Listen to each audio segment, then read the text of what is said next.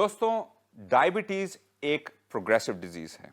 जब आपको डायबिटीज का डायग्नोसिस दिया जाता है तो आपके डॉक्टर आपको कहते हैं कि एक्सरसाइज कीजिए और डाइटरी चेंजेस कीजिए। जब आप इसको करते हैं तो कुछ समय तक फायदा होता है, लेकिन फिर भी लेवल्स बढ़ने शुरू हो जाते हैं।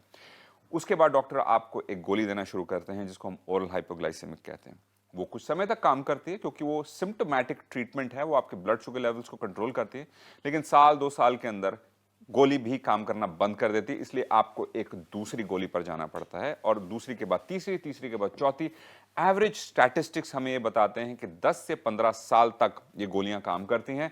उसके बाद आपको एक्सटर्नल इंसुलिन यानी कि इंसुलिन के इंजेक्शंस पर डाल दिया जाता है और वो भी करीब 5 से 10 साल काम करते हैं और उसके बाद वो भी काम करना बंद कर देते हैं क्योंकि आपके जो सेल्स हैं वो रेजिस्टेंट हो जाते हैं और उसके बाद ऑर्गन डैमेज से डेथ और खर्चा बहुत ज्यादा होता है और दर्द बहुत ज्यादा होता है।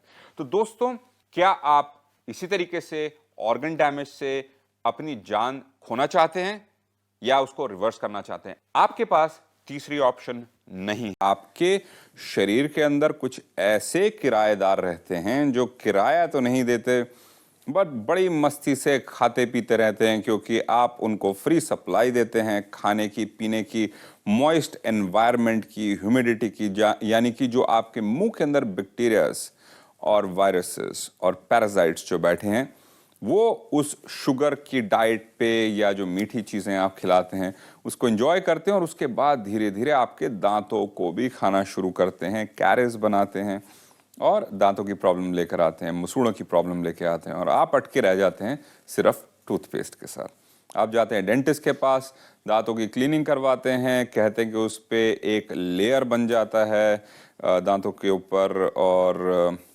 टार जिसको कहते हैं, और उसको फिर सफाई कराते हैं, लेकिन इसके पीछे जो कारण है इसको कोई समझता नहीं है। तो दोस्तों, और शायद आपको अंदाजा नहीं है कि जितने इंसान इस दुनिया के अंदर रहते हैं उतने ही बैक्टीरिया आपके मुंह के अंदर रहते हैं।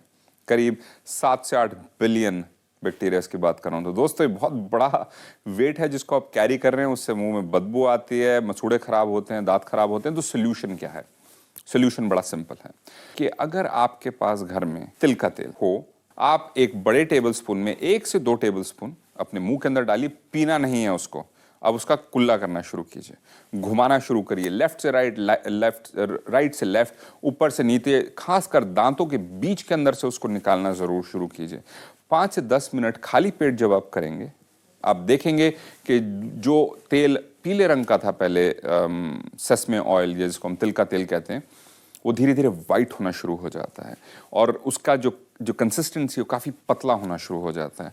ये एक स्पंज की तरह है जो वहाँ से सारे टॉक्सिन्स को खींच लेता है, इन बैक्टीरियाज को पकड़ लेता है। और जब माइक्रोस्कोप के नीचे इसको टेस्ट किया गया इस लिक्विड को, तो उसके अंदर बहुत ज़्यादा क्वांटिटी बैक्टीरियाज की थी जो कि नुकसान पहुँचाते हैं हमारे शरीर को। अगर आप इस 5 से 10 मिनट की टेक्निक को घर पे, जो कि कॉस्ट भी कुछ नहीं करती, करना शुरू करेंगे तो आपके मसूड़े बहुत स्ट्रांग होंगे, आपके दांत हमेशा स्ट्रांग बने रहेंगे, कैरिस नहीं होगी और फ्यूचर में जो कॉम्प्लिकेशंस आती है शायद आपको ना मालूम हो।